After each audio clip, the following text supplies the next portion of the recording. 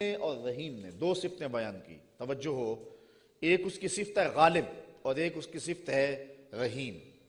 علماء کہتے ہیں کہ اس کا ما قبل سے تعلق ہے، قرآن اس نے اتارا ہے جو غالب ہے، اس لیے کسی مائی کے لال میں جرت نہیں ہے کہ اس کی زیر زبر بھی بدل سکے، اس لیے کہ اتارنے والا غالب ہے۔ تو جب تک قرآن بولتا رہے گا، محبوب یہ گواہی موجود رہے گی اِنَّكَ لَمِنَ الْمُرْسَلِينَ، سارا زمانہ انکار بھی کرتا رہے، قرآن کی بولی تیری گواہی پیش کرتی رہے گی۔ اور دوسری صفت لگائی رحیم، قرآن اس نے نازل کیا ہے جو رحیم ہے۔ علماء فرماتے ہیں اس کی مناسبت کیا ہے؟ کہا کہ اس کے رحیم ہونے کی یہ تھوڑی دلیل ہے کہ رب ہو کے بندوں سے بات کر رہا ہے، اس نے قرآن اتارا ہے اور رب ہو کے بندوں سے ہم کلام ہو رہا ہے اپنے محبوب کی وساطت سے، تو یہ اس کے رحیم ہونے کی دلیل ہے۔ تو یہ اس نے نازل کیا جو غالب بھی ہے جو رحیم بھی ہے۔ لِتُنذِرَ قَوْمًا مَا أُنذِرَ آبَاؤُهُمْ فَهُمْ غَافِلُونَ، تاکہ تم اس قوم کو ڈر سناؤ جس کے باپ دادا نہ ڈرائے گئے تھے، تو وہ بے خبر ہیں، وہ غفلت میں ہیں۔ حضرت امام فخر الدین رازی فرماتے ہیں یا ما نافیہ ہے یا پھر یہ ما مصدریہ ہے۔ جن لوگوں نے اس کا ترجمہ کیا ہے عمومی طور پہ مفسرین ادھر ہی گئے ہیں کہ یہ ما نافیہ ہے، تو مفہوم ہوا کہ محبوب آپ اس قوم کو ڈرائیں، مدتیں ہوئی ان کے آباء و اجداد کو بھی کسی نے ڈر نہیں سنایا تھا، تو وہ غفلت میں پڑ گئے ہیں۔ حضرت عیسیٰ علیہ السلام کے اٹھائے جانے اور حضور کے پیدا ہونے کے درمیان 571 سال کا فاصلہ ہے، پھر 40 سال کے بعد حضور نے اعلان نبوت کیا، تو 611 سال ہو گئے تھے کہ قوموں نے وحی کا اجالا نہیں دیکھا تھا، اور اتنی دیر اندھیرے میں رہنے کے بعد اب روشنی ان کو عجیب لگتی تھی۔ طویل مدت اندھیرے میں بیٹھے رہے تو اچانک بجلی آ جائے تو پھر ایک دفعہ آنکھوں پر بوجھ ہوتا ہے، تو جو اتنا عرصہ کفر کے ظلمت قدے میں رہے اور اندھیروں سے نبھا کرنا ان کا مزاج بن گیا اور وہ ان کی فطرت بن گئی، جب وحی کا اجالا چمکا تو وہ انکار تو کریں گے، چونکہ وہ ان کی طبع کے اندر رچ بس گیا ہے اندھیرا۔ تو اب جس طرح چمگادڑ اندھیرے میں رہتی ہے تو سورج چڑھے تو وہ چھپ جاتی ہے، سورج کو دیکھ نہیں پاتی، آنکھیں بند کر لیتی ہے۔ تو اسی طرح جو لوگ اتنا طویل عرصہ اندھیرے میں رہے تھے، تو اب حضور کی نبوت کا سورج چمکا تو انہوں نے انکار تو کرنا ہی تھا، انہوں نے تو چھپنا ہی تھا، مخالفت تو کرنی تھی، اس لیے کہ اندھیرے کے خوگر بن گئے ہوئے تھے۔ فَهُمْ غَافِلُونَ، تو وہ غافل ہو چکے تھے، ان کی فطرت میں، ان کی طبع میں اور ان کے دل میں راسخ ہو چکے تھے اندھیرے۔ اب ان کو اچنبھا لگتا تھا روشنی عجیب لگتی تھی ان کو۔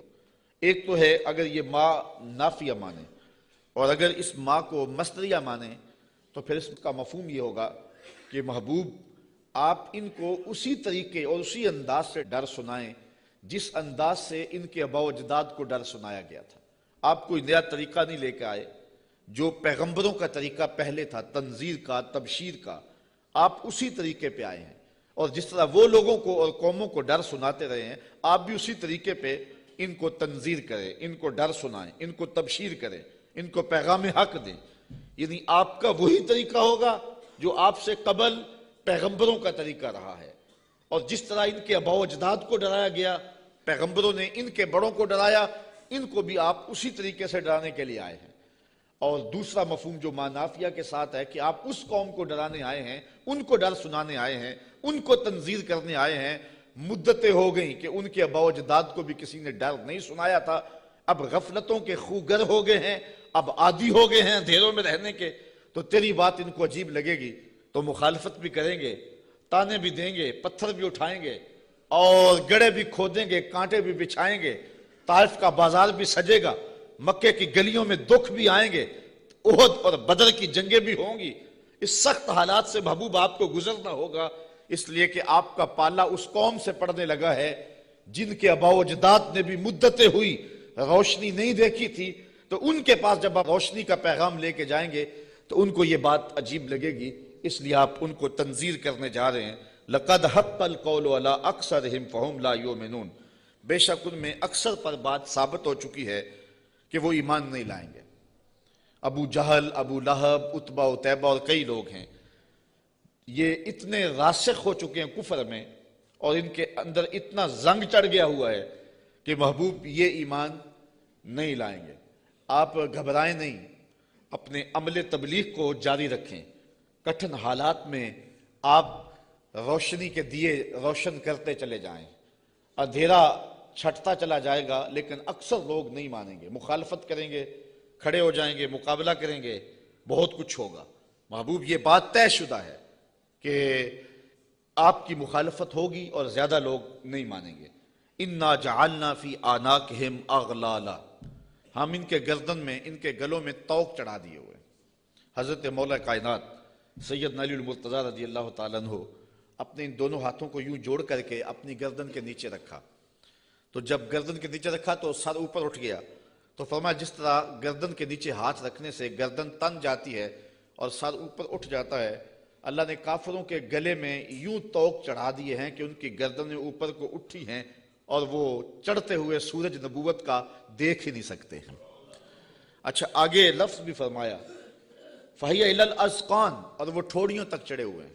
فَهُمْ مُقْمَحُونَ، مقمحون عربی میں ایسے اونٹ کو کہتے ہیں کہ جس کو کھینچ لیا جائے، جس کی گردن کھینچ لی جائے اور وہ نیچے بھی نہ دیکھ سکے، دائیں بائیں بھی نہ گردن موڑ سکے، آنکھیں تاڑے لگ جائیں اور گردن اوپر کو اٹھی ہو، نیچے سبز چارہ بھی ہو تو اسے دکھائی نہ دے، اس کو کہتے ہیں ایبالن مقمحن، ایسا اونٹ کہ جس کی گردن اٹھی ہوئی ہے۔ اللہ کہتا ہے فہم مقمحون، یہ بھی مقمحون ہیں، ان کی گردنیں بھی اوپر کو اٹھ گئی ہیں، اس لیے محبوب نے کچھ سجائی نہیں دے رہا۔ مزید یہ وَجَعَلْنَا مِن بَيْنِ أَيْدِيهِمْ سَدًّا وَمِن خَلْفِهِمْ سَدًّا، ہم ان کے آگے بھی دیوار کر دی ہے، ان کے پیچھے بھی دیوار کر دی، دو دیواریں چن دی آگے پیچھے۔ فَأَغْشَيْنَاهُمْ، اور پھر ان کے منہ کے اوپر خول چڑھا دیے، فَهُمْ لَا يُبْصِرُونَ، تو وہ نہیں دیکھ سکتے۔ مجھے بتاؤ کہ آگے بھی دیوار ہو، پیچھے بھی دیوار ہو، منہ کے اوپر کپڑا خول چڑھا ہوا ہو اور نظر تاڑے لگی ہوئی ہو، گردن اٹھی ہوئی ہو، گلے میں طوق ہو، تو چڑھتا ہوا سورج دکھائی دے گا؟ چمکتا ہوا چاند نظر آئے گا؟ ٹمٹماتے ہوئے ستارے سجھائی دیں گے؟ کہا محبوب ان کی حالت بھی یہ ہے، تیری نبوت کا سورج تو چمک رہا ہے، انہیں دکھائی نہیں دے رہا ہے، اس لیے کہ یہ اس اندھیرے میں پھنس گئے ہوئے ہیں۔ مفسرین نے یہ بھی لکھا ہے کہ کچھ کافر ابو جہل، نضر بن حارث اور باقی پتھر لے کے حضور کو مارنے کے لیے، حضور کو اذیت دینے کے لیے گئے تھے، لیکن پھر اس طرح ان کی گردن اٹھ گئی اور ہاتھ ان کے ٹھہر گئے، اور کسی نے دیکھا کہ ایک بیل ہے جو اس کے اوپر حملہ کرنے والا ہے، تو ان کی حالت کو بیان کیا گیا ہے۔ تو اللہ فرماتا اب وہ دیکھ نہیں سکتے۔ وَسَوَاءٌ عَلَيْهِمْ أَأَنذَرْتَهُمْ أَمْ لَمْ تُنذِرْهُمْ لَا يُؤْمِنُونَ، اب برابر ہے کہ آپ ان کو ڈرائیں یا نہ ڈرائیں، یہ ایمان نہیں لائیں گے، اس لیے کہ اندھیرے جم گئے ہوئے ہیں۔ اب یہاں ایک سوال پیدا ہوتا ہے، اور وہ یہ کہ جب اللہ نے ان کو ایسا کر دیا ہوا ہے تو اب اگر ایمان نہیں لاتے ہیں تو پھر ان کا کیا قصور؟ چونکہ اتنا طویل عرصہ نبی نہیں آئے، پیغمبر نہیں آئے، اندھیروں میں یہ خوگر ہو گئے، تو کہا نہیں ایسی بات نہیں ہے، بات یہ ہے کہ پیغمبر جب آئے تو انہوں نے تکذیب کر کے، پیغمبر کی توہین کر کے، نبی رحمت کی تضحیق کر کے، حضور کا انکار کر کے، اذیتیں دے کے اپنے لیے ایسا ماحول پیدا کر دیا کہ اللہ نے پھر ان کے دلوں پہ زنگ چڑھا دیے۔ اب یہ کچھ دیکھ نہیں سکتے، تو یہ نہیں تھا کہ ان کو روشنی دی نہیں گئی تھی، ان کو اجالا فطرتاً بھی دیا گیا تھا، انہوں نے اسے بھی مسخ کر لیا، اور ان کو روشنی پیغمبر رحمت کے ذریعے سے بھی آئی تھی، انہوں نے اس کا بھی انکار کر دیا۔ اب اس حالت میں پہنچ گئے پیغمبر کی توہین کی وجہ سے کہ رب کی غیرت بھی جوش میں آئی، رب نے دیواریں چن دی، اب کچھ دکھائی دے نہیں رہا۔ یار اس سے بڑھ کر کیا بات ہے کہ چاند ٹکڑے ہو کے قدموں میں آئے اور یہ پھر بھی نہ مانے، سورج پلٹ کے عصر کے وقت پہ آئے، یہ پھر بھی نہ مانے، ابو جہل مٹھی میں کنکر لے کے آئے اور کہے آپ اللہ کے رسول ہیں، بتاؤ میری مٹھی میں کیا ہے، تو حضور بول کے کہیں میں بتاؤں یا جو مٹھی میں وہی بتا دے، تو اب بھی وہ نہ مانے اور کہے ھذا من سحر ابن ابی کبشہ، یہ ابو کبشہ کا جادو ہے جو سر چڑھ کے بول رہا ہے۔ تو یہ ان کے آگے پیچھے دیواریں نہیں ہیں تو اور کیا ہے، ورنہ اتنے واضح دلائل دیکھنے کے باوجود بھی ان کو نظر نہیں آ رہا، یا رشتہ دار بھی ہیں لیکن نظر نہیں آ رہا، پاس بیٹھتے بھی ہیں نظر نہیں آ رہا، اور بلال حبشے سے دیکھ رہا ہے، سلمان کو فارس سے دکھائی دے رہا ہے، اور صہیب کو روم سے نظر آ رہا ہے، کول ہندیاں بھی کہیں اپنا نہ جانے، دل والے آ کیا دلدار آ گئے. تو یہ اپنی اپنی قسمت کی کہانی ہے. تو کہا محبوب آپ ان کو ڈرائیں یا نہ ڈرائیں یہ ایمان نہیں لائیں گے. انما تنذر من اتبع الذکر وخشی الرحمن بالغیب فبشرہ بمغفرۃ واجر کریم. اچھا سوال پیدا ہوتا ہے جب لوگ تو ایمان لائیں گے نہیں, لوگ تو مانیں گے نہیں, انکار پہ انکار کرتے جائیں گے, دل اندھے ہو گئے ہیں, آگے پیچھے اوپر نیچے پردے ہی پردے ہیں, تو پھر تبلیغ کیوں کی جائے, تبلیغ عمل جاری کیوں رکھا جائے؟ جب زمین ہی بنجر ہے تو پھر بیج کیوں ڈالا جائے؟ جب زمین ہی جو ہے وہ شور اور کلر ہے تو پھر می برسنے سے ہوگا کیا؟ تو پھر تبلیغ کا عمل رک جانا چاہیے. کہا محبوب نہیں, تیرے کرم کا می برستا رہنا چاہیے, تیرے کرم کا می جو ہے وہ ان کے اوپر نازل ہوتا رہنا چاہیے. یہ نہیں مانیں گے, ایسے بھی ہیں. انما تنذر من اتبع الذکر, محبوب آپ اس کو ڈر سناؤ جو نصیحت کے پیچھے پیچھے چلے. ایک وہ ہیں جو سنتے نہیں اور ایک ہے جو جھولیاں پھیلا کے پیچھے پیچھے آ رہے ہیں. ایک وہ ہے کہ آپ سناتے ہیں کانوں میں انگلیاں ٹھونس لیتے ہیں, اگر سنائیں تو پھر بھی ایک کان سے سن کے دوسرے کان سے نکال لیتے ہیں. اور ایک وہ بھی ہیں کہ تو پہاڑ کی چوٹی پہ بیٹھا ہے اور محبت والا, آنکھوں میں ظاہری روشنی بھی نہیں رکھتا. عبداللہ ابن مکتوم حضور کی خوشبو سونگ سونگ کے پتھروں پہ اوپر چڑھتا ہوا پہاڑ پہ پہنچ جاتا ہے اور آپ کی چوکھٹ پہ جولی پھیلا کے کہتا ہے کہ یا رسول اللہ علمنی ما علمک اللہ, اللہ نے جو آپ کو دیا میری جھولی میں بھی ڈال دیجئے. ایک سن نہیں رہے اور ایک پیچھے پیچھے آ رہا ہے. محبوب ایک سن نہیں رہے اور ایک جھولی پھیلا کے کہتا ہے چمک تجھ سے پاتے ہیں سب پانے والے, میرا دل بھی چمکا دے چمکانے والے. تو کہا محبوب وہ بھی ہیں جو نصیحت کے پیچھے پیچھے چلتے ہیں. وخشی الرحمن بالغیب, اور رحمان کو بن دیکھے رحمان سے ڈرنے والے. یہ لوگ ہیں جو تیری نصیحت کو قبول کریں گے, تیری بات کو قبول کریں گے. اللہ نے مختلف طبائع بنائی ہیں, سویر سے لے کر شام تک. ہماری نوکری بھی قرآن کی ہی ہے, تو دیکھتے ہیں کہ کئی جگہوں پہ ایسا بھی ہوتا ہے کہ لوگ توجہ نہیں کر رہے ہوتے چونکہ انہیں قرآن کی لذت ہی نصیب نہیں ہوتی. اور کچھ ایسے ہوتے ہیں کہ وہ آنکھ کا جھپکنا بھی بوجھ سمجھتے ہیں کہ کوئی ایک لفظ بھی ادھر نہ چلا جائے. تو یہ اپنا اپنا ذوق ہے. صاحب جو بلبل کا ذوق ہے وہ چڑیا کو نہیں دیا گیا, اور جو پروانے کا ذوق ہے وہ مکھی کو نہیں دیا گیا, اور جو چکور کو پیار دیا گیا ہے چاند کا وہ کسی اور کو نہیں دیا گیا. تو قرآن کے لیے بھی اللہ نے دل رکھے ہیں, جو قرآن سنتے ہیں ان کی روح تک اترتا چلا جاتا ہے. اقبال نے ایک جگہ پہ بڑی خوبصورت بات لکھی, کہا کچھ لوگ ایسے ہیں جو حافظ شیرازی کے شعر پہ اور عراقی کے شعر پہ تو جھومتے ہیں اور انہیں قوال کا نغمہ تو مست کر دیتا ہے, لیکن قرآن سے انہیں کچھ بھی نہیں ہوتا. کہا وہ قسمت کے مارے ہوئے لوگ ہیں. کہا یہ تو شاعروں کا کلام ہے جو مخلوق ہیں, اور جو قرآن ہے یہ رب کا کلام ہے. اور جو بادشاہوں کے کلام ہوتے ہیں وہ کلاموں کے بادشاہ ہوتے ہیں, اور یہ رب کا کلام ہے, یہ خالق کا کلام ہے. تو جو لذت, جو چاشنی, جو کیفیت قرآن میں ہے وہ نہ کسی شعر میں ہو سکتی ہے, نہ کسی سخن میں ہو سکتی ہے, نہ کسی نظم میں, نہ کسی نثر میں. لیکن کیفیت اپنی اپنی ہوتی ہے. کسی کو قوالی تو مزہ دے دیتی ہے, لیکن قرآن اسے لطف نہیں دیتا ہے. اس کو اپنے اندر کو دیکھنا چاہیے اور کتاب رحمت سے دل جوڑنا چاہیے. اس کا ایک ایک لفظ نور دے رہا ہے. کہا محبوب جو رحمان سے بن دیکھے ڈرتے ہیں وہی اس قرآن کے نور کو لینے والے ہیں. اچھا فبشرہ بمغفرہ, انہیں مغفرت کی بشارت دے دیجئے, انہیں مغفرت کی بشارت دے دیجئے. وَأَجْرٍ کریم, یار اجر ہی کافی تھا لفظ, لیکن کریم کی ساتھ صفت لگائی. میرے پاس کوئی اس کا مفہوم نہیں ہے کہ اس کو اردو میں ڈھال سکوں, لیکن اتنا ہی سمجھیں کہ جس اجر کو میرے رب نے بھی کریم کہا وہ کیسا اجر ہوگا. اللہ فرماتا ہے ہم ان کو بخشیں گے بھی اور اجر کریم بھی دیں گے. اِنَّا نَحْنُ نُحْيِي الْمَوْتَى وَنَكْتُبُ مَا قَدَّمُوا وَآثَارَهُمْ وَكُلَّ شَيْءٍ أَحْصَيْنَاهُ فِي إِمَامٍ مُبِينٍ.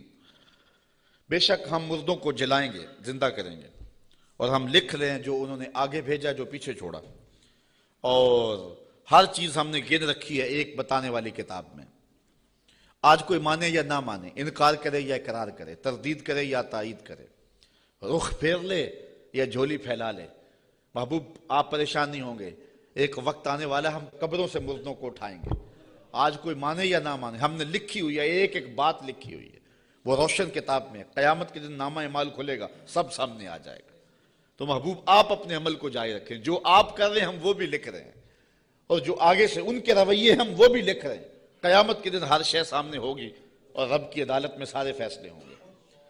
اچھا، ایک تو یہ مفہوم ہے جو عامت المفسرین نے بیان کیا اس آیت کا، لیکن ابن عاشور نے اس کا ایک اور مفہوم بیان کیا ہے، اور ذرا سنیے. وہ کہتا ہے کہ اس آیت کو انا نحن نحیی الموتى، اس کو ہم ما قبل سے اگر ملا کے پڑھیں تو مفہوم اس کا کچھ اور نکلتا ہے، اور وہ یہ کہ محبوب تیری بات کو کچھ لوگ سنتے نہیں ہیں اور تو ان کے پاس جا کے بات سناتا ہے اور وہ پرواہ نہیں کرتے. ان کے اوپر نیچے آگے پیچھے زنگ ہیں اور پردے ہیں، لیکن محبوب تیرے کرم کا می برستا رہنا چاہیے. ایک دن آئے گا مردے بھی جی اٹھیں گے.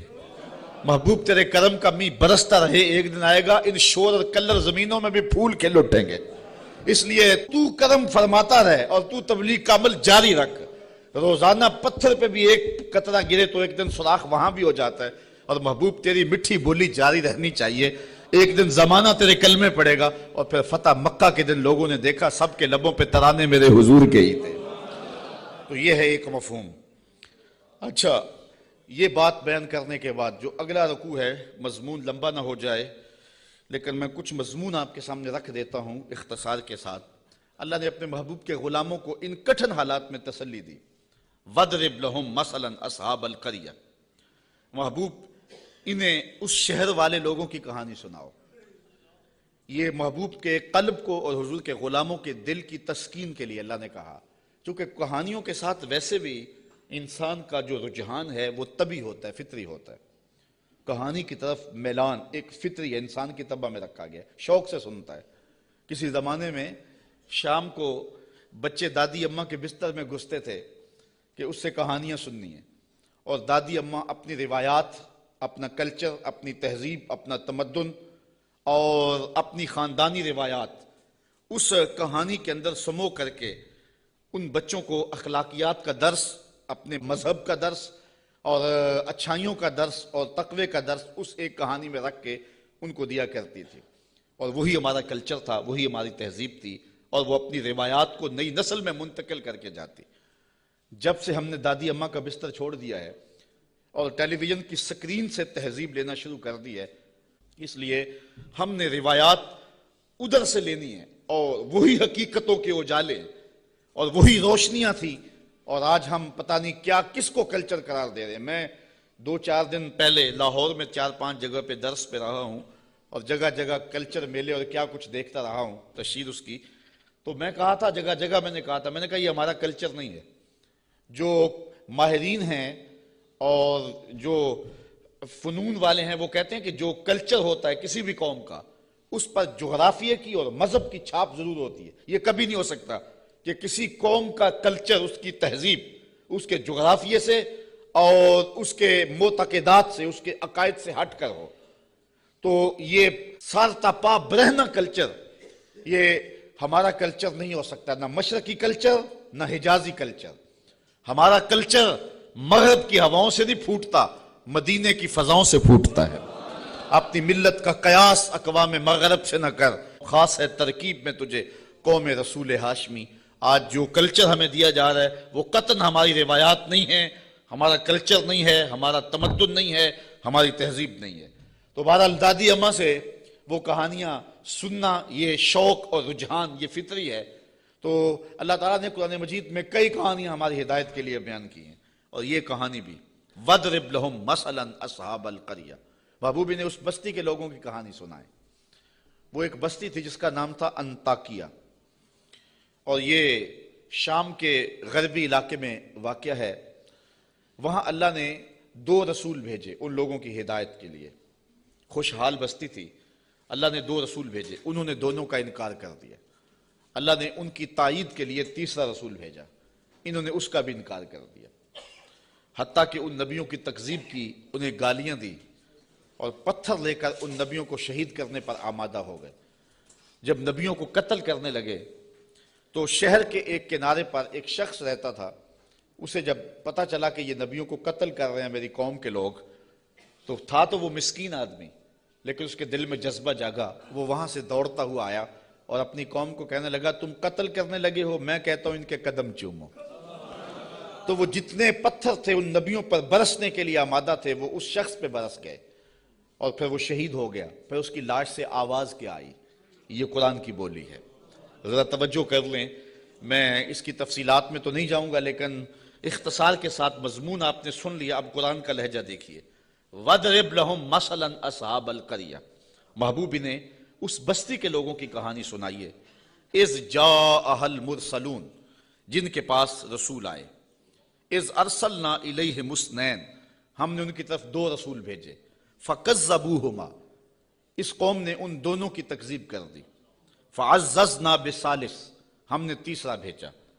فَقَالُوا إِنَّا إِلَيْكُمْ مُرْسَلُونَ، ان رسولوں نے کہا کہ ہم تمہاری جانب رسول بن کے آئے ہیں۔ قالوا، قوم نے کہا، ما انتم الا بشر مثلنا، تم تو ہمارے جیسے بشر ہو۔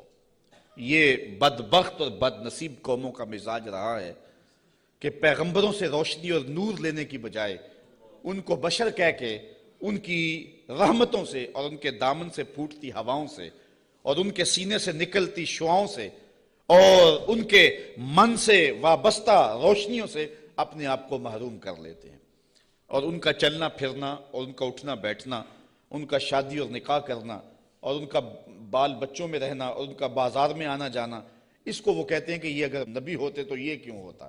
یہ عجیب بات ہے، ان کی عظمتوں کے پہلوؤں کو چھوڑ کے نظر یہاں رکھ دیتے ہیں، حالانکہ یہ بھی انسانیت کے نمونے کے لیے اور ہدایت کے لیے ہوتا ہے۔ یہاں میں بہت لمبی بات نہیں کروں گا، اگرچہ یہ عنوان ایک لمبی گفتگو کا متحمل ہے۔ ایک بات کروں گا کہ اصل بدبختی ہے لوگوں کی۔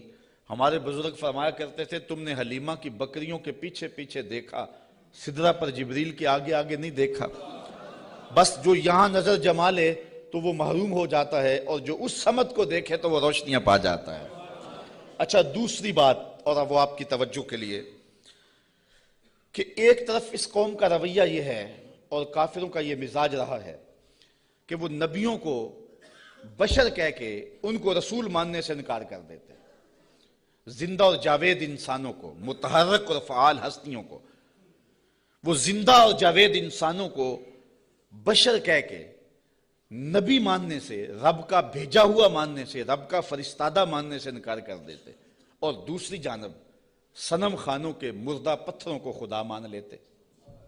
ذرا ان کا تفاوت دیکھیے، نہ مانے تو زندہ اور جاوید انسانوں کو نبی بھی نہ مانے، اور ماننے پہ آ جائیں تو ہاتھوں سے تراشے ہوئے پتھر کے جو ہے وہ بت اور مٹی کے بنے ہوئے مادوں کو خدا بھی مان لیں۔ تو یہ کیا تفاوت ہے کہ ایک طرف یہ نبیوں کو، زندہ اور متحرک انسانوں کو نبی بھی نہ مانے، اور دوسری جانب پتھروں کو خدا بھی مان لیں؟ تو اصل یہ نفسیاتی پرابلم تھا، اور یہ قوموں میں ہر دور میں موجود رہا ہے۔ سادہ سا جواب ہے، یہ لمبی یہاں بھی بحث چاہیے، لیکن سادہ سا جواب ہے کہ صنم خانوں کے مردہ پتھروں کو ماننے میں مفادات پہ زیادہ نہیں پڑتی۔ انسان کی زندگی میں وہ مردہ پتھر اور بت دخل اندازی نہیں کرتے، انسان کی انا پر چوٹ نہیں لگاتے۔ ایک پجاری زانی ہو، شرابی ہو، ڈاکو ہو، جو مرضی کرے، کبھی پتھروں نے بول کے نہیں کہا کہ یہ کیا کر رہے ہو، ہمیں بھی پوچھتے اور یہ کیا رویے رکھے ہوئے۔ ان کی جھوٹی انا کا بت بھی پلتا رہتا اور وہ سجدے بھی کرتے۔ تو بتوں کو ماننے سے ان کو اپنی زندگی بدلنی نہیں پڑتی تھی، اپنے رویے بدلنے نہیں پڑتے تھے، اور ان کی سوچوں پر کوئی پہرا نہیں تھا، ان کے خیالوں پر کوئی قدغن نہیں تھی، طرز حیات پر کوئی دخل نہیں تھا، اس لیے بتوں کو ماننے میں کوئی پریشانی نہیں تھی۔ اور نبیوں کو ماننے کا مقصد یہ تھا کہ سر سے لے کر پاؤں تک زندگی کے ایک ایک لمحے کو، معاشرت سے لے کر کے نجی زندگی سے لے کے سیاسی زندگی تک سب کچھ بدلنا پڑتا تھا، اور اپنی خواہشات کے جنازے کندھوں پہ اٹھا کے دفن کرنے کے بعد پھر نبیوں کے قدم چومنے پڑتے تھے۔ اس لیے نبیوں کو ماننے میں پرابلم تھا اور بتوں کو ماننے میں کوئی پرابلم نہیں تھا، اس لیے کہ بتوں کو ماننے میں کوئی مفادات پہ زیادتی نہیں پڑتی تھی، اور نبیوں کو ماننے کا مقصد یہ تھا پھر اپنی خواہش چھوڑنی پڑتی تھی۔ تیرے ہندیاں سندیاں محبوبہ، میں کافر ہوں جے میں ہوں، پھر تو اپنا آپ چھوڑنا پڑتا تھا نا۔ اس لیے وہ انسانوں کو نبی ماننے کے لیے تیار نہیں تھے اور پتھروں کو خدا ماننے کے لیے آمادہ ہو جاتے۔ آج بھی یہ نفسیات ہمارے اندر بھی پائے جاتے ہیں۔ ایک شخص 70 سال حدیث رسول پڑھاتا رہا، 80 سال اس نے قرآن کی نوکری کی، تو لوگ اس کے گرد اتنی تعداد میں جمع نہیں ہوتے، اور ایک بندہ دونی رما کے تموڑی شاہ بیٹھ جاتا ہے اور ساری قوم اس نانگے کے پیچھے بھاگ جاتی ہے، تو کچھ لوگ کہتے ہیں کہ پتہ نہیں اس میں کمال کیا ہے، کرنٹ کیا ہے۔ صاحب بات کرنٹ کی نہیں ہے، مفادات پہ زد نہیں پڑتی، اور اس شخص کے پاس آنا ہے تو زندگی بدلنی پڑتی ہے۔ اس لیے ان مردوں کو ماننے میں حرج نہیں ہے، اور ان فعال اور زندوں کو ماننے میں اپنی خواہشات کا جنازہ اٹھانا پڑتا ہے۔ لہذا انسان کا رجحان ادھر نہیں ہوتا ہے، انسان کا رجحان ادھر ہوتا ہے۔ یہ ایک انسان کی فطرت ہے۔ اس بات کو سمجھانے کے لیے میں آپ کو ایک بات سناؤں گا۔ میرا ایک دوست ہے پرانا، تو بچپن میں جن سے تعلق رہا ہو تو وہ کم ہی کسی کے لیے اعتقاد کا رشتہ رکھتے ہیں، لیکن یہ اللہ کا فضل ہے کہ میرے لیے اس کے دل میں بڑی محبت، حتیٰ کہ میرے ساتھ اس کا روحانی تعلق بھی ہے۔ تو اس کا ایک دوسرا دوست ہے، اور وہ میرا بھی دوست، اور وہ بہت زیادہ پڑھ لکھ بھی گیا ہے اس کی طرح۔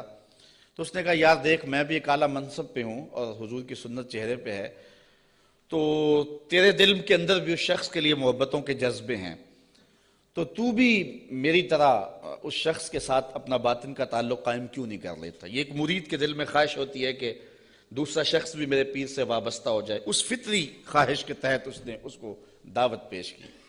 تو اس نے جو جواب دیا، وہ جواب اس آیت کے مفہوم کو سمجھنے میں مدد دے گا۔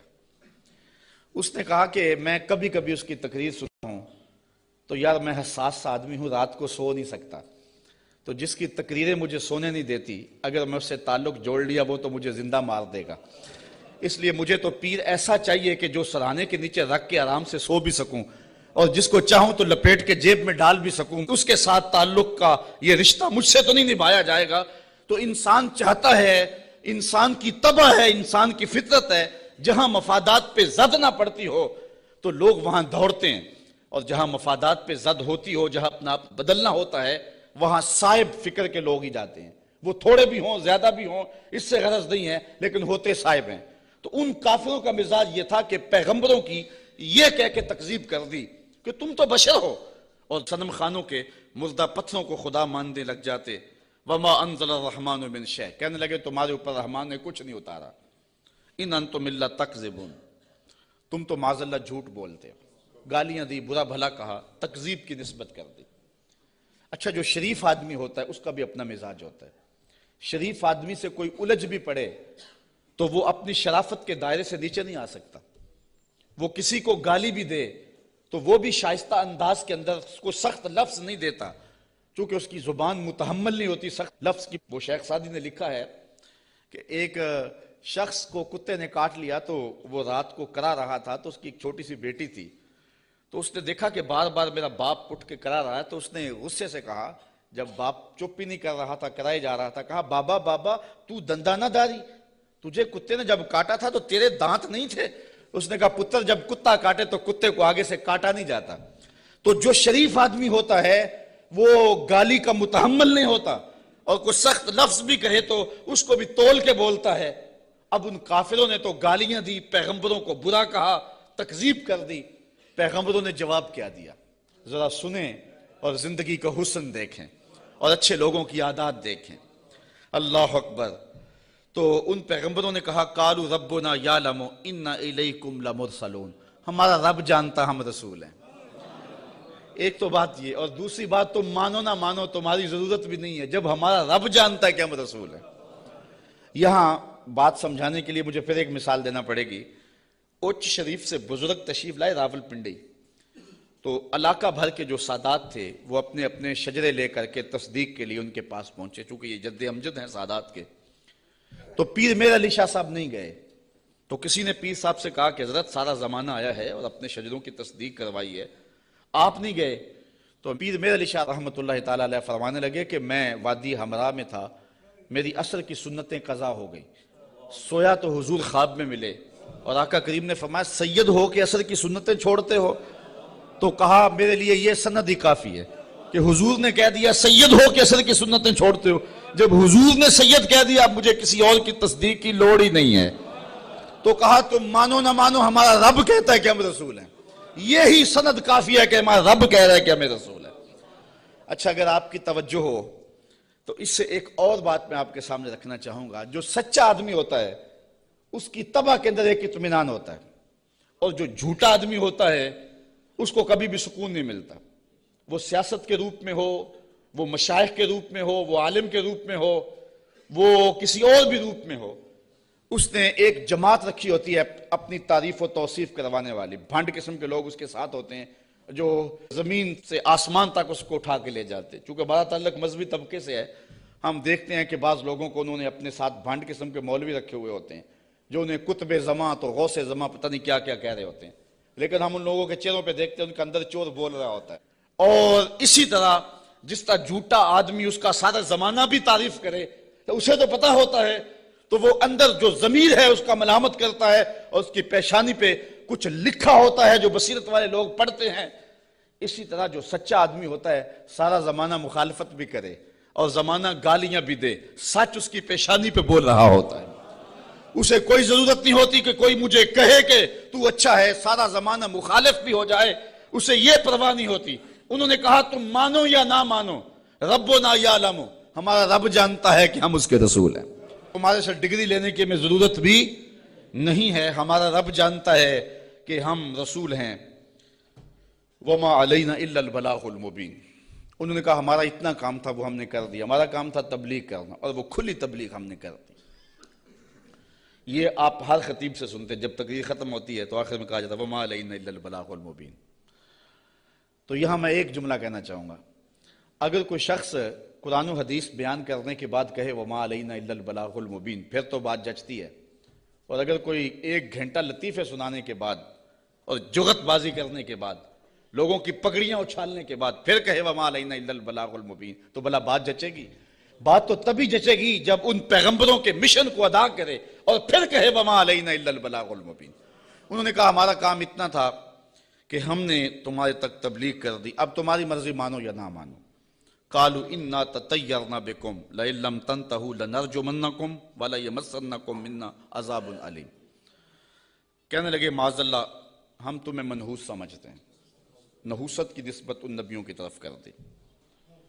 اور مفسرین نے لکھا ہے کہ بارش بھی زیادہ ہو جاتی تو کہتے ہیں ان کی وجہ سے، کبھی دھوپ کڑاکے کی لگ جاتی تو کہتے ہیں ان کی وجہ سے، کبھی کوئی چلتے چلتے کوئی گر جاتا تو کہتے ہیں ان کی وجہ سے، یعنی جو بھی انہیں کوئی تکلیف پہنچتی تو وہ الزام دیتے پیغمبروں پہ کہ یہ آئے ہیں 3 لوگ ہماری بستی میں، اس وجہ سے ہمیں یہ تکلیفیں آ رہی ہیں۔ انہوں نے کہا لئن لم تنتہوا، اگر تم نہ رکے باز نہ آئے۔ اس قوم نے ان 3 پیغمبروں کو الٹیمیٹم دیا، اگر تم نہ رکے تبلیغ کا عمل نہ چھوڑا لنرجمنکم، ہم تمہارے اوپر پتھر برسائیں گے، ولیمسنکم منا عذاب علیم، اور بے شک ہمارے ہاتھوں تم بہت دکھ میں مبتلا ہو جاؤ گے، تمہیں بڑی سزا دیں گے، تکلیف دیں گے۔ انہوں نے جواب میں کیا کہا؟ قالوا طائرکم معکم، کہا تمہاری نحوست تمہارے ساتھ، تمہاری نحوست تمہارے ساتھ ہی ہے۔ اَإِن ذُكِّرْتُمْ، تم یہ سب کچھ اس لیے کر رہے ہو کہ ہم تمہیں نصیحت کر رہے ہیں، ہم تمہیں ڈرا رہے ہیں، تمہیں ہم تذکیر کر رہے ہیں، اور جس کے اندر چور ہو تذکیر اس کو دکھن دیتی ہے اور اس کو تکلیف ہوتی ہے۔ بل انتم قوم مسرفون، تم حد سے تجاوز کرنے والے لوگ ہو۔ اچھا جب انہوں نے یہ کہا تو قوم نے پتھر پکڑ لیے، کسی نے چھری پکڑی ہے، کسی نے تلوار پکڑی ہے، کسی نے ٹوکا پکڑا ہے، کسی نے کلہاڑا پکڑا ہے، کسی نے پتھر پکڑے ہیں، کسی نے ڈنڈا پکڑا ہے، جو کسی کے ہاتھ میں آیا میدان میں لے آئے 3 پیغمبروں کو، اور ان کو قتل کرنے کے لیے قوم امڑ آئی۔ اب جب ان پیغمبروں کو شہید کرنے کے لیے لوگ آمادہ ہوئے تو پھر شہر کے کنارے وہ شخص آیا، میں بالکل چھوٹا تھا، 12 یا 13 سال کی عمر ہوگی، میرے والد گرامی رحمت اللہ تعالی علیہ فجر کی نماز میں سورہ یاسین پڑھا کرتے تھے، اور جب اس آیت پہ آتے تو حالت ان کی بھی ہوتی کہ بلک بلک کے رو پڑیں گے، اور مجھے بھی نہیں پتا کہ دل میں کیا اترتا تھا، اس وقت تو پتہ نہیں تھا، چھوٹے تھے، لیکن بعد میں جب مفہوم سمجھ میں آیا تو پھر پتہ چلا کہ اس آیت میں کیا ہے۔ اس کا ترجمہ تو میں آپ کے سامنے رکھوں گا ہی، لیکن آپ لفظوں پہ بھی غور کرنا، لفظوں کی کشش کیا ہے۔ وہ حبیب نجار نامی شخص تھا جو شہر کے کنارے ایک جو ہے وہ غار میں رہتا تھا، اور جب یہ انطاکیہ میں پیغمبر داخل ہوئے تو سب سے پہلے ملاقات اس سے ہی ہوئی۔ اس کو 70 سال ہو گئے تھے، ایک بیماری میں مبتلا تھا، اور روزانہ بتوں کے آگے ہاتھ جوڑ کے معافی مانگتا تھا اور اپنی شفا کا عرض کرتا تھا۔ تو پیغمبروں نے جب توحید کی دعوت دی، بتوں کو چھوڑنے کا کہا، تو اس نے کہا کہ تمہارا رب کیا کر سکتا ہے؟ کہا کہ جن بتوں سے 70 سال ہو گئے تو معافی مانگتا ہے اور شفا مانگتا ہے، انہوں نے نہیں دی، ہمارا رب تجھے ایک لمحے میں شفا دینے پہ قادر ہے۔ اس نے کہا کیسے؟ ان پیغمبروں نے ہاتھ اٹھائے۔ اچھا یار، پیغمبر تو ایک ہی ہاتھ اٹھا لے اور پھر 3 پیغمبروں نے ہاتھ اٹھائے ہوں گے تو پھر کیفیت تو کچھ اور ہی ہوئی ہو۔ اچھا، اس کی بیماری ختم ہو گئی، فوراً ٹھیک ہوا، اپنے گھر میں رہ کے ذکر فکر میں لگا رہتا تھا۔ یہ پیغمبر تبلیغ کرتے رہے۔ جب قوم نے ان پیغمبروں کو شہید کرنے کا ارادہ کر لیا، وہ دور شہر کے کنارے پہ رہتا تھا اور اس کا گھر کوئی اونچائی پہ تھا اور کسی غار میں رہتا تھا۔ اس نے دیکھا کہ میدان میں لوگ جمع ہیں اور نبیوں کو شہید کرنے پہ آمادہ ہیں، پھر وہ وہاں سے آیا۔ اب قرآن کے لفظ یہاں دیکھیے، یہی حبیب نجار صاحب یاسین ہے۔ ذرا غور تو کرو، قرآن کی نوکری کرنے والوں، دعوت دین دینے والوں، اپنے آپ کو بہت بڑا سمجھو اس اعتبار سے کہ تمہیں یہ سعادت مندی نصیب ہوئی ہے۔ اللہ نے کس اہتمام سے شخص کا ذکر کیا۔ پھر کیا ہوا؟ وَجَاءَ مِنْ أَقْصَى الْمَدِينَةِ رَجُلٌ يَسْعَى، شہر کے پرلے کنارے سے ایک مرد دوڑتا ہوا آیا۔ یار وہ کیسا مرد تھا جس کو رب نے بھی مرد کہہ کے پکارا، وہ جس کو رب نے بھی مرد کہہ کے پکارا، کیونکہ سارا ماحول مخالفت میں ہے اور وہ واقعی مرد تھا، اکیلا آ گیا۔ وَجَاءَ مِنْ أَقْصَى الْمَدِينَةِ رَجُلٌ يَسْعَى، شہر کے پرلے کنارے سے ایک مرد دوڑتا ہوا آیا۔ قال یا قوم اتبعوا المرسلین، کہا میری قوم رسولوں کی اتباع کرو، ان کی مخالفت نہ کرو، ان کو پتھر مارنے لگے ہو، میں کہتا ہوں ان کے قدم چومو۔ اتبعوا من لا یسألکم اجرا وہم مہتدون، ایسوں کی پیروی کرو جو تم سے کچھ مانگتے بھی نہیں اور ہیں بھی سیدھی راہ پہ۔ تو مفسرین فرماتے ہیں پیروی اس کی کرنی چاہیے جس میں 2 کوالٹیاں ہوں، ایک لالچ مزاج نہ ہو اور دوسرا سیدھی راہ کا مسافر۔ ایک بندہ سیدھی راہ پہ ہے لیکن اپنے حرف بھی بیچتا ہے اور لفظ بھی بیچتا ہے، قرآن کی آیتیں بھی بیچتا ہے اور حدیث رسول کے ایک ایک کلمے کو بیچتا ہے، تو اس سے آپ ہدایت نہیں لے سکتے۔ گو ہدایت پہ ہے، وہ بات سچی کر رہا ہے، قرآن کی کر رہا ہے، حدیث کی کر رہا ہے، لیکن وہ لالچی مزاج کبھی بھی تمہیں کسی موقع پہ بھی بیچ دے گا، تمہاری راستہ خراب کر دے گا۔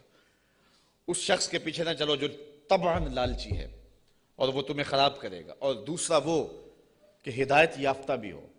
اگر کوئی بندہ ہدایت یافتہ نہیں ہے لیکن بے غرض تبلیغ کرتا ہے تو آپ کہتے ہیں یار یہ تو مانگتے کچھ نہیں ہے۔ اچھا تم سے تو کچھ نہیں مانگتا، امریکہ سے تو ڈالر لیے ہوئے ہیں، اس لیے اس کے بھی پیچھے نہ چلو جو ہدایت پہ نہ ہو۔ 2 شرطیں قرآن نے بیان کی ہے، ایک ہدایت پہ ہو اور دوسرا تم سے طلب کچھ نہ کرتا ہو۔ مجھے معاف کرنا، میں پہلے بڑا ماتوب ہوں، لیکن آج جو قیامت توڑی جا رہی ہے، چاہے نعت خانوں کے روپ میں ہو یا علماء کے روپ میں ہو، یہ جو پہلے ایڈوانس لیے جاتے ہیں بعد میں نذرانے وصول کیے جاتے ہیں، اور یہ کیا کیا ریٹ مقرر ہوئے ہیں، یہ کس دین کی کہانی ہے؟ نہ یہ قرآن میں ہے، نہ حدیث میں ہے، نہ رسول کریم کا یہ طریقہ ہے۔ میں قرآن کی کہانی آپ کے سامنے رکھ رہا ہوں، اتبعوا من لا یسألکم اجرا، اس کے پیچھے چلو جو تم سے مانگتا کچھ نہ ہو، وہم مہتدون، اور وہ ہدایت والے بھی ہوں۔ یہ اس حبیب نجار نے اپنی قوم سے کہا۔ تبلیغ کا ایک طریقہ بھی دیکھیے، آج حکمت سے بات کرنے کو لوگ بزدلی کہتے ہیں یہ بزدل ہے، یہ گالیاں نہیں دیتا، یہ کمزور آدمی ہے، اس لیے وہ کسی پہ اٹیک نہیں کرتا، جبکہ تبلیغ کی حکمت کو کبھی بھی ہاتھ سے نہیں جانے دینا چاہیے۔ مجھے بتاؤ کہ سارا مجمع مخالف ہے اور سارا زمانہ دشمن ہے، اور جو اکیلا ہی اپنی غار سے نکل کے آیا وہ بزدل تھا یا دلیر تھا؟ قرآن نے بھی اس کو مرد کہا ہے نا، لیکن اس کا تبلیغ کا سٹائل دیکھیے، اس نے یہ نہیں کہا کیوں نہیں مانتے، اس نے بھی تبلیغ کا سٹائل یہ دیا، کہا میں اس کو کیوں نہ پوجوں جس نے مجھے پیدا کیا۔ دیکھو تبلیغ کا مقصد اگلے کو سوچنے کا موقع بھی دینا ہے۔ اگر اس پہ اٹیک کر دیا جائے، کسی کو پتھر مارنے، پھر اس کو بات نہیں آپ سنا سکتے۔ تو اگر وہ کہتا نا حبیب نجار کہ تم کیوں نہیں مانتے اس کو جس نے تمہیں پیدا کیا ہے، تو وہ ہاتھ میں پتھر تو پہلے پکڑے ہوئے تھے، فوراً برس جاتے، تبلیغ کا موقع ہی نہ ملتا۔ اس نے یہ بات اپنے اوپر کہی اور سوچنے کا موقع ان کو دیا، کہا میں اس کو کیوں نہ پوجوں جس نے مجھے پیدا کیا۔ تو سوچنے کا موقع ہے نا کہ ہم اس کو کیوں نہ پوجے جس نے ہمیں پیدا کیا. پھر کہا وَإِلَيْهِ تُرْجَعُونَ, تم نے پلٹ کے بھی اس کے پاس جانا ہے. پھر مخاطبہ ہو گیا. آگے دیکھیے, أَتَّخِذُ مِن دُونِهِ آلِهَةً, کیا میں اسے معبود بناؤں اللہ کے سوا؟ إِن يُرِدْنِ الرَّحْمَنُ بِضُرٍّ لَا تُغْنِ عَنِّي شَفَاعَتُهُمْ شَيْئًا, اگر رحمان میرا کچھ برا چاہے تو ان کی سفارش میرے کچھ کام نہ آئے. وَلَا يُنْقِذُونَ, اور نہ وہ مجھے بچا سکیں. إِنِّي إِذًا لَفِي ضَلَالٍ مُبِينٍ, اگر میں ایسا کروں پھر تو کھلی گمراہی میں ہوں. سب کچھ اپنے اوپر اس نے کہا, اگر ایسا کروں میں نہ مانوں تو پھر, حالانکہ وہ تو مانتا تھا لیکن اس نے بات اپنے پہ رکھی اور انہیں سوچنے کا موقع فراہم کیا. بہرحال حجت پوری کر لی. مبلغ کا کام تبلیغ حکمت سے کر لینا. اب کسی کی قسمت ہو مان لے, کسی کی قسمت ہو نہ مانے. جب یہ ساری بات اس نے کر لی, پھر اس نے کہا انی آمنت بربکم فاسمعون, میں تمہارے رب پہ ایمان لایا ہوں, سن لو. ایمان تو وہ پہلے لا چکا تھا, اب اس نے اپنے ایمان کا اعلان کیا پورے شہر میں. انی آمنت بربکم, میں تمہارے رب پہ ایمان لایا. مفسرین نے اس پہ بھی بات کی ہے, بے ربی کیوں نہیں کہا؟ گویا یہ ان کے عقیدے پہ قدغن لگائی کہ تم غلط ہو, تم مانو نہ مانو رب تمہارا بھی رب بھی ہے, اس لیے میں تمہارے رب پہ ایمان لاتا ہوں. فاسمعون, سن لو. اچھا, جب اس نے یہ بات کہی نا تو وہ جتنے بھی پتھر نبیوں پہ برسنے پہ آمادہ تھے سارے اس پہ برس گئے. مفسرین نے بہت کچھ لکھا ہے, گڑھا کھود کے اس کے اندر ڈال کر کے اوپر سے ملبہ انڈھیل دیا. ایک روایت ہے کہ پتھر مار مار کے انہیں شہید کر دیا. ایک روایت یہ ہے کہ آرا رکھ کے سر سے پاؤں تک چیر دیا گیا, اور بھی جو بھی ان کے پاس ہو سکا انہوں نے اس کو شہید کر دیا, پتھر مار رہے ہیں اس کے بدن کو. اب جب اس کی روح بدن کو چھوڑ رہی ہے, اب قرآن کا سٹائل دیکھیے, انداز دیکھیے. کی لدخل الجنہ, رب نے 8 دروازے کھول کے کہا جس دروازے سے آنا چاہتا ہے آ جا. جنت کے 8 دروازے میرے بندے تیرے لیے کھلے ہوئے. کیلا, اسے کہا گیا ادخل الجنہ, جنت میں آ جا. خوشبوئیں آ رہی ہیں جنت کی, حوریں جو ہیں وہ پھول لیے کھڑی ہیں, غلمان حاضر ہیں. اچھا, یہاں میں ایک بات کہنا چاہتا ہوں یار, وہ کسی نے کہا کہ مزہ تو مرندہ تب آئے کہ جب محبوب کے قدموں میں ہوں. کیسی شہادت تھی جس شہادت کے گواہ 3 نبی تھے. کیسا شہید تھا جس کی شہادت کے گواہ 3 پیغمبر تھے, اور پھر تبلیغ کرتے ہوئے شہید ہوا. اور پھر کتنا خوش نصیب ہے جس کو رب بھی کہہ رہا ہے جی آیا نو, جس کو رب بھی کہہ رہا ہے خوش آمدید, جنت کے دروازے کھلے ہیں. کی لدخل الجنہ, جنت میں آ جا. اچھا, یہ تو اللہ کی طرف سے ناز برداریاں تھی اپنے بندے کو. اب جو اس کی کیفیت تھی, حضرت عبداللہ ابن عباس کہتے ہیں کہ جب اس حبیب نجار کو لوگ پتھر مار رہے تھے اور اس کی روح نکل رہی تھی, اور وہ ساتھ بولتا کہہ رہا تھا مالک میری قوم کو ہدایت دے دے, انہیں پتہ نہیں ہے اس لیے مجھے مار رہی. انہیں کیا پتا کہ پیغمبروں کی اتباع کتنی بڑی دولت ہے, مالک ان کو ہدایت دے دے. اب جب اس کی روح پرواز کر گئی, اللہ نے جنت کے دروازے کھول دیے, تو پھر کیا ہوا؟ اب ان لفظوں پہ قربان ہونے کو جی چاہتا ہے. ویسے تو قرآن کا ایک لفظ پہ نثار ہو جائیں, لیکن مبلغین کو, اگر یہاں مبلغین موجود ہیں تو میں مبلغین کو کہتا ہوں کہ جو اپنے سامعین ہیں, جو آپ کی بات سنتے ہیں, ان کی قدر سیکھیں اور ان کی تذلیل نہ کیا کریں. آج سامعین کو کوسنے دیتے اگر وہ بلند آواز سے سبحان اللہ بھی نہ کہیں. یار یہ تو حضور کے غلام ہیں, اگر کافر بھی ہوں تو جو مبلغ ہوتا ہے وہ باپ سے زیادہ پیار کرنے والا ہوتا ہے, اس کے دل میں جذبے ہوتے ہیں. مجھے کسی نے کہا کہ آپ 8 یا 10 یا 6 سال ہو گئے مختلف جگہوں پہ درس قرآن دیتے ہوئے, تو یار کوئی 3 سال 4 سال مسلسل نعت خواں آئے کسی مجلس میں اور وہ پیسے بھی بے شمار لیتا ہے, تو لوگ اس کی تاج پوشی کرتے ہیں کہ اس کی بڑی خدمات ہیں. آپ کی کسی شہر میں تاج پوشی کی گئی ہے. میں نے کہا یار اس سے بڑا اعزاز کیا ہے کہ اتنے لوگ کتاب رحمت کو سننے کے لیے آتے ہیں, اور ان کے آنکھوں میں جو پیار لکھا ہوا ہوتا ہے اور ان کی پیشانیوں پہ جو محبت لکھی ہوئی ہوتی ہے, ساری زندگی کی تھکن جو ہے وہ ایک مسکراہٹ سے دور ہو جاتی ہے. تو یہ تو دنیا کی چیزیں ہیں, ان کی تو حیثیت ہی نہیں ہے, ان چیزوں کی تو اوقات ہی باقی نہیں رہتی. اگر بعد میں ان کے خلاف باتیں کرتے رہے اور ویسے ان کے سر پہ تاج پہناتے رہے تو یہ تو کوئی بات نہ ہوئی. پیار وہ ہوتا ہے جو دل دیتا ہے. میں نے کہا کہ وہ میں ان سے نوٹ تو نہیں مانتا. ایک بندہ کہنے لگا کتنے پیسے لیتے ہو؟ میں نے کہا بندہ پورے کا پورا ہی لے لیتا ہوں. جب کسی کے پاس جاتا ہوں پھر وہ میرا ہی ہو جاتا ہے، بھاگتا رہتا ہے پیچھے پیچھے. وہ کہتے ہیں جی رضا صاحب لیتا کچھ نہیں. میں کہتا ہوں میں چھوڑتا کچھ نہیں ہوں. وہ سارے کا سارا ہی میرا ہو جاتا ہے، وہ سب کچھ قربان کرنے کے لیے تیار ہو جاتا ہے. تو یہ کتنا بڑا اعزاز ہے. تو جو مبلغ ہوتا ہے، مبلغ وہ پیار کرتا ہے بیٹوں سے زیادہ اپنے جو ہے وہ محبت کرنے والوں سے، اور جن کو تبلیغ کر رہا ہے.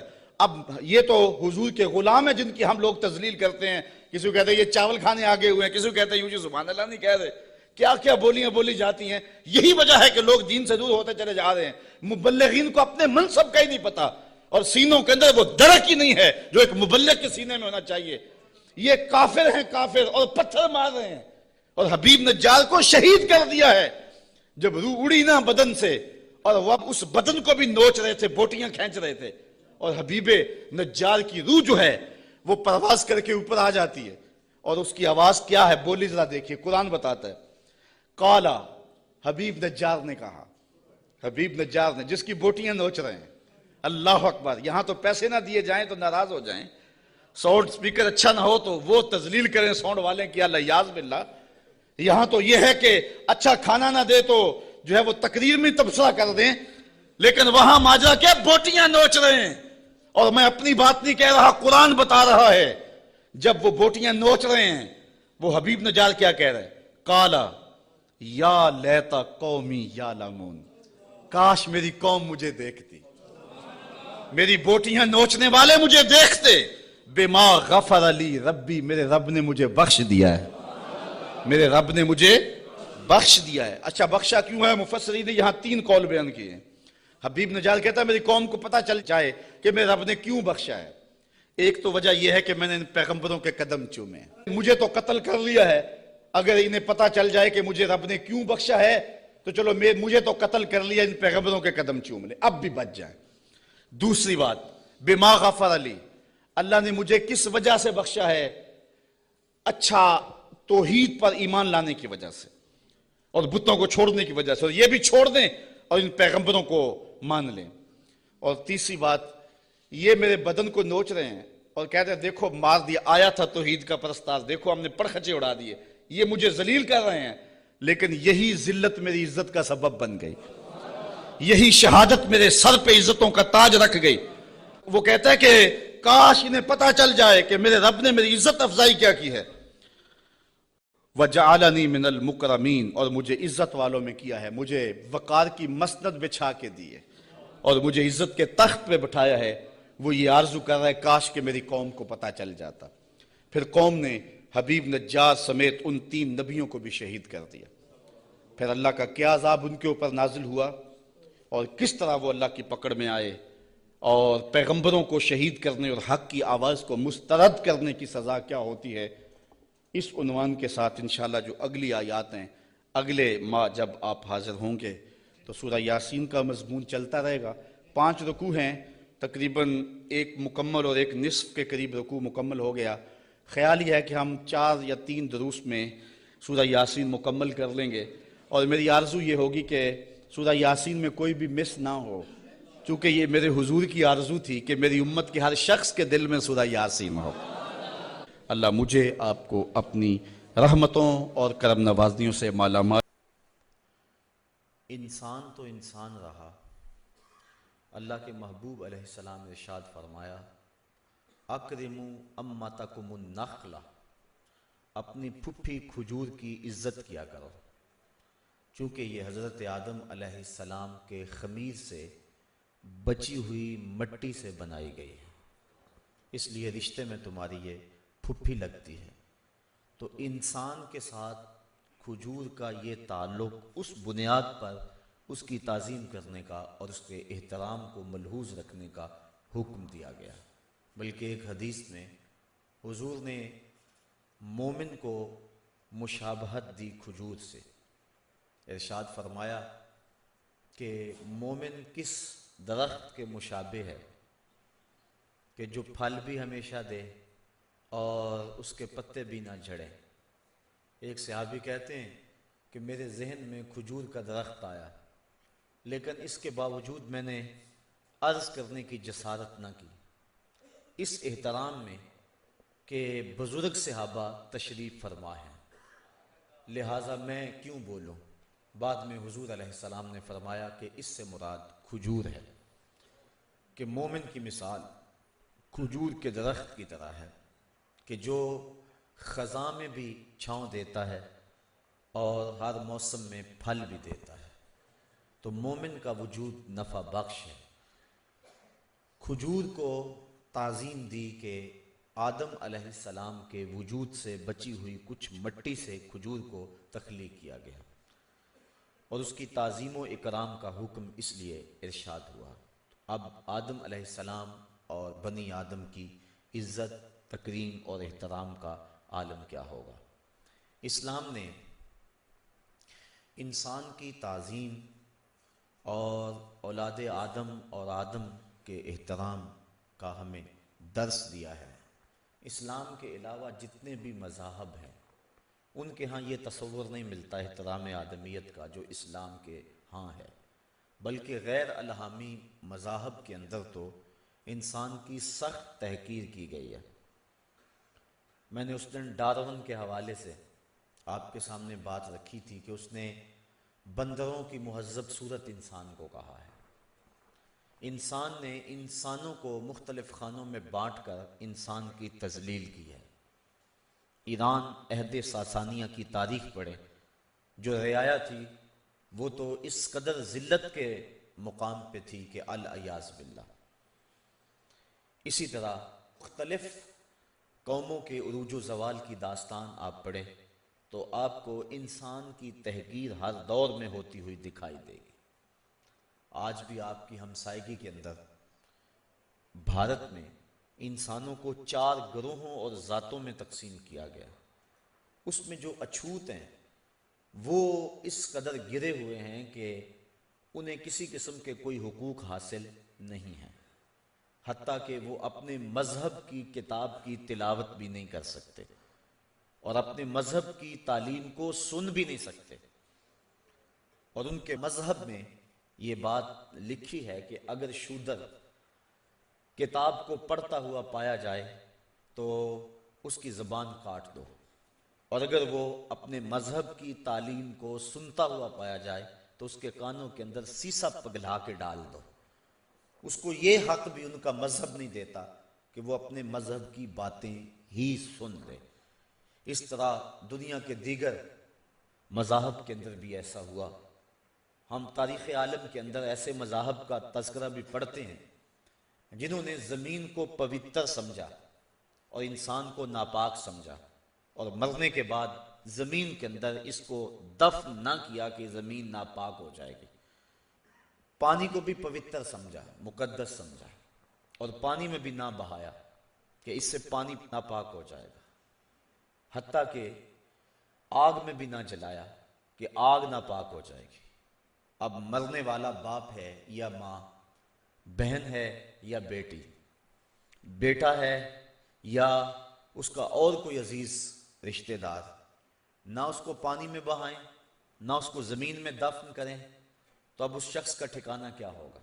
گھر میں تو رکھ نہیں سکتے، تو وہ یوں کرتے کہ اس کی لاش کو باہر جنگلوں میں درختوں کے ساتھ باندھ آتے، حتیٰ کہ مردہ خور جانور اس کے جسم کی بوٹیاں نوچ کے لے جاتے، اور اس طرح انسان کی تحقیر ہوتی۔ مصر کی تہذیب کا یہ حصہ تھا کہ انہوں نے انسانوں کو مختلف گروہوں میں بانٹا ہوا تھا۔ غلام کی تو کوئی زندگی نہیں تھی، جب فوت ہوتا تو اس کے لیے تدفین کے ضابطے الگ تھے۔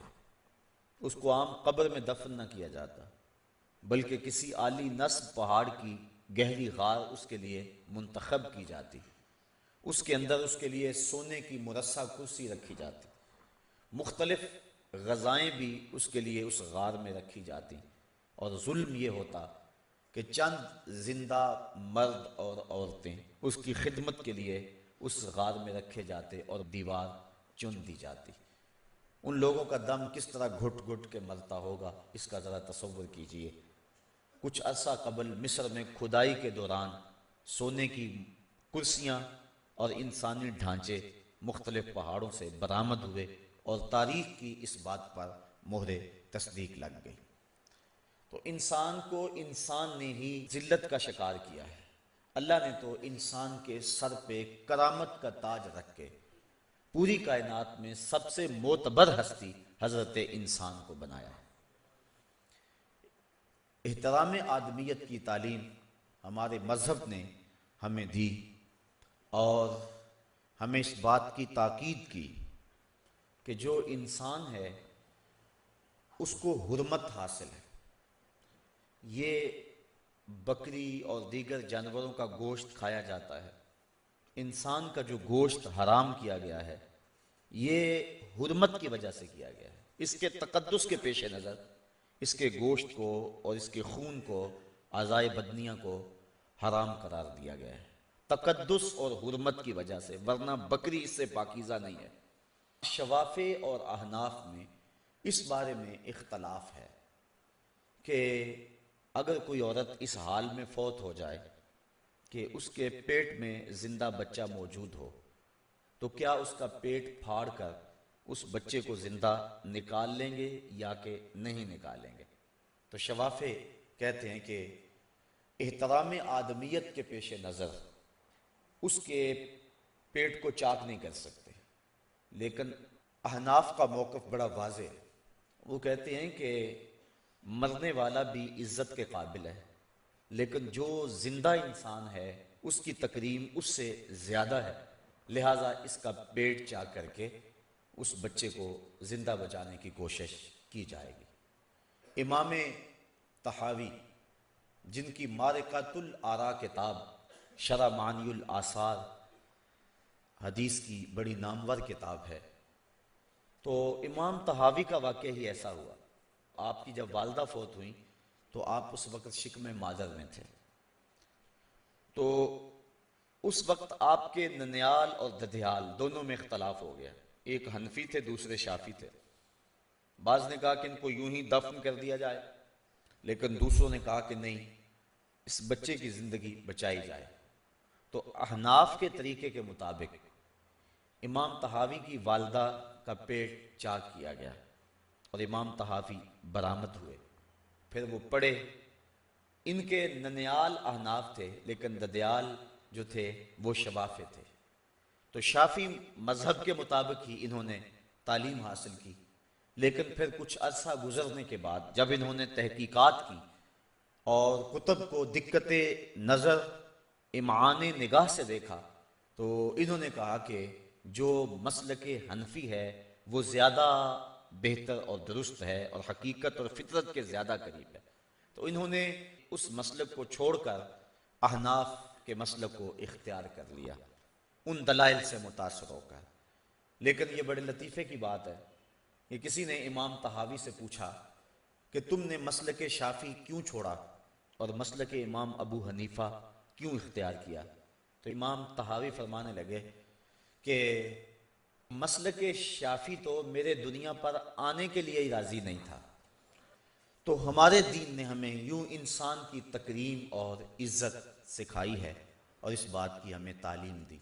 اللہ کے محبوب علیہ السلام تشریف فرما تھے کہ حضرت سعد قبیلہ انصار کے سردار تشریف فرما ہوئے، تو آقا کریم علیہ السلام نے اس مجلس میں موجود صحابہ سے فرمایا، قوموا الی سیدکم، یہ تمہارا سردار ہے، اس کا اٹھ کر استقبال کرو۔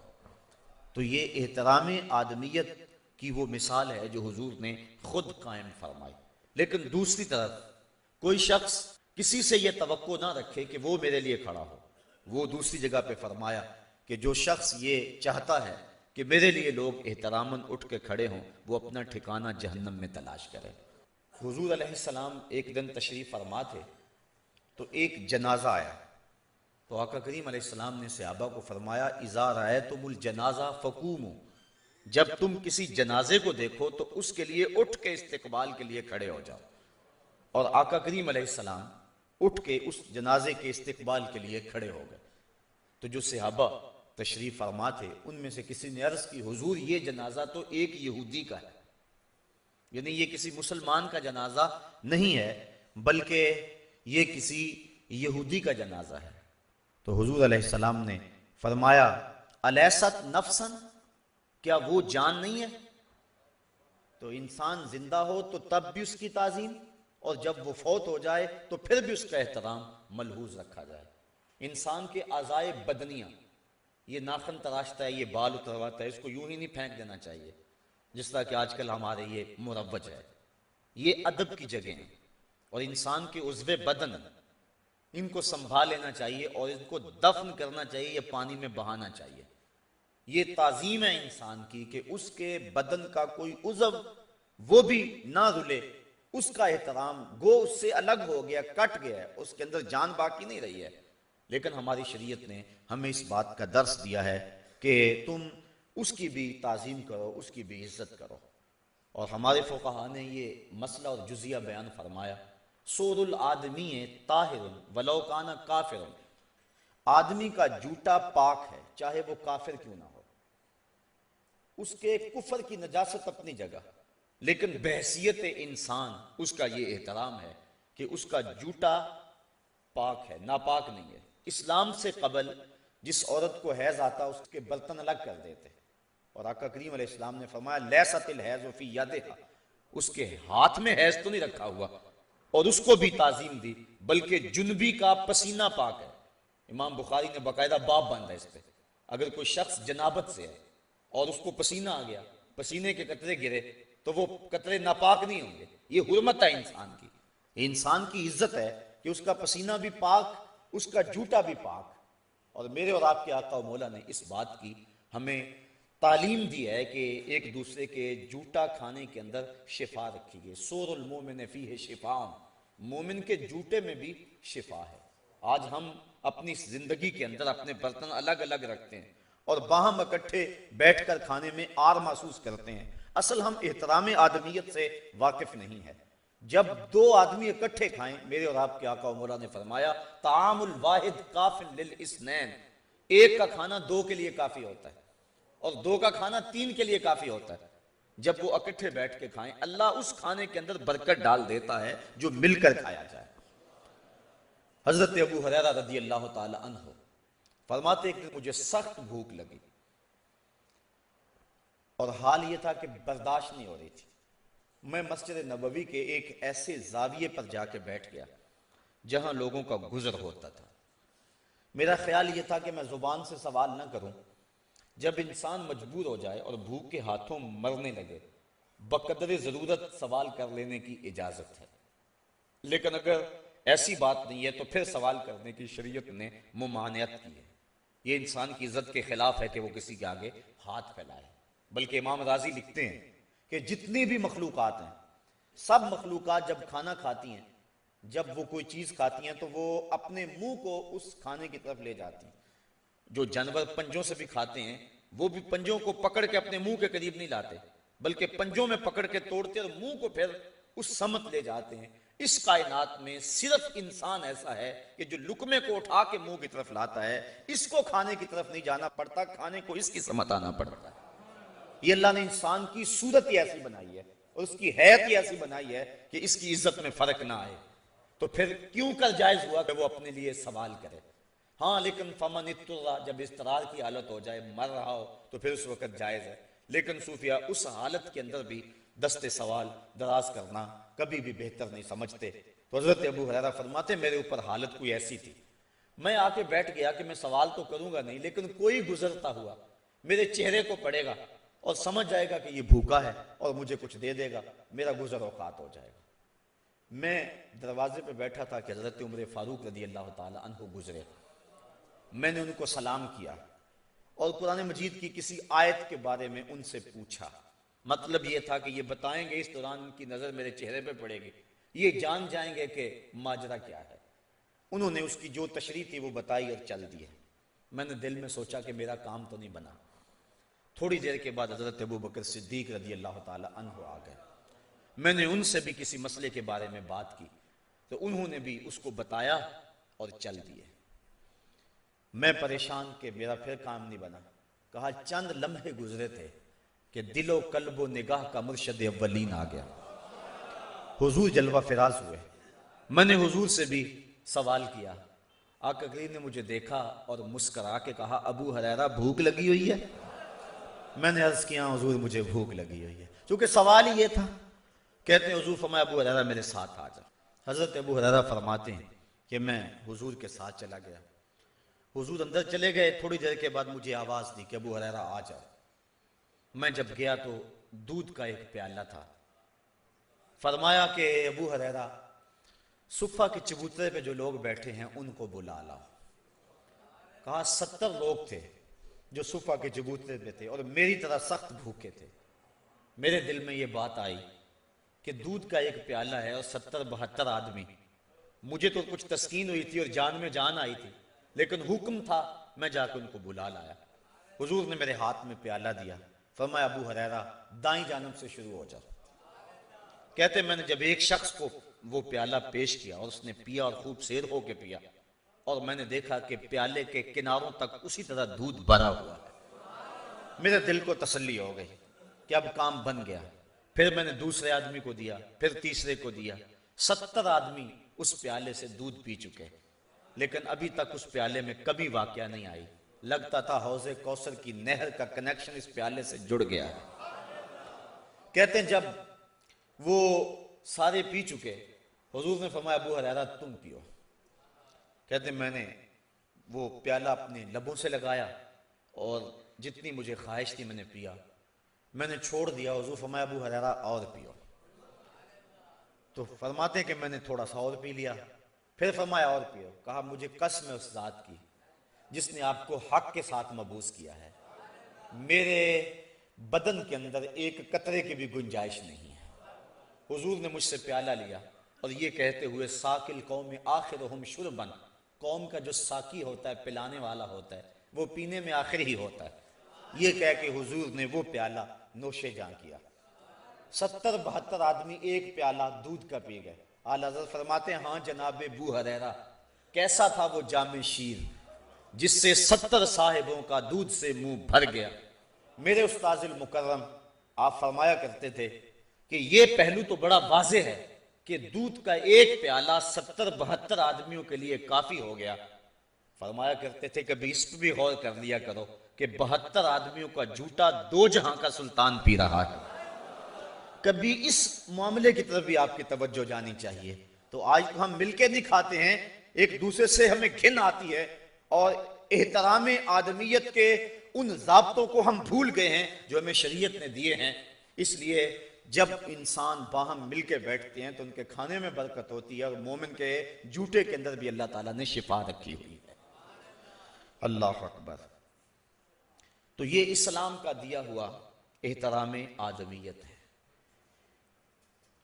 جو شخص اسلام میں بوڑھا ہو جائے، اللہ نے اسے یہ احترام دیا ہے کہ اس کی عزت اور توقیر کا حکم دیا، اور فرمایا لیسا منا من لم یرحم صغیرنا ویوقر کبیرنا، وہ ہم میں سے نہیں ہے جو چھوٹوں سے شفقت نہیں کرتا اور بڑوں کی تعظیم نہیں کرتا۔ بلکہ صوفیہ تو کہتے ہیں کہ چھوٹے کے ساتھ محبت اس لیے کرو کہ اس کے گناہ میرے سے کم ہوں گے، اور بڑے کی تعظیم اس لیے کرو کہ اس کی نیکیاں مجھ سے زیادہ ہوں گی۔ اور صوفیہ نے ایک اور بڑی خوبصورت بات کی، اور میں سمجھوں گا کہ یہ تصوف کی جان ہے۔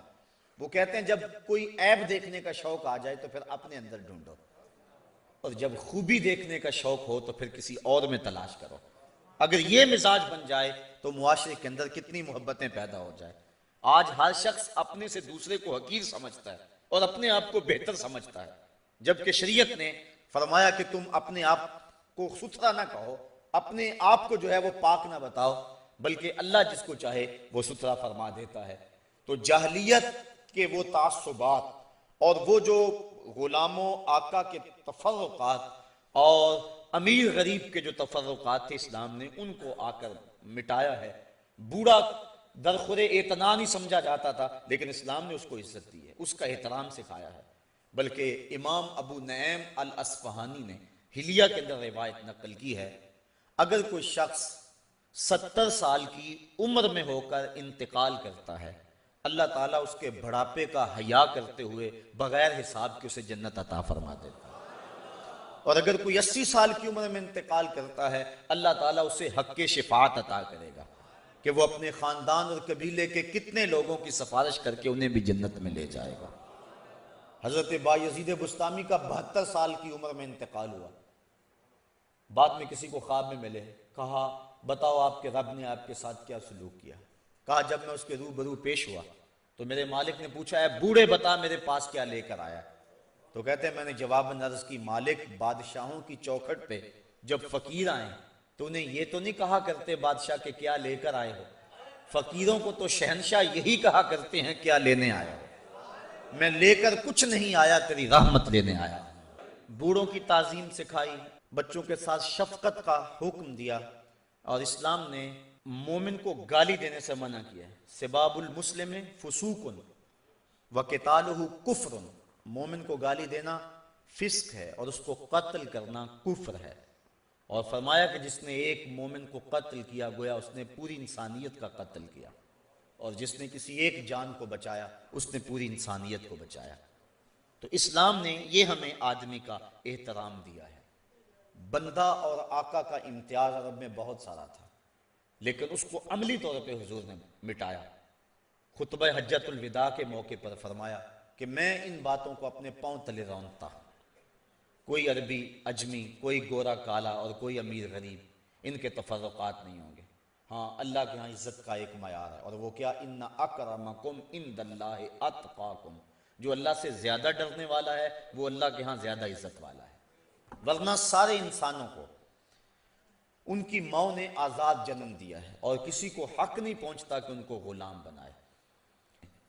اور شریعت اسلامیہ نے ہمیں کتنے ضابطے دیے جس سے غلاموں کی آزادی کا سامان ہوا۔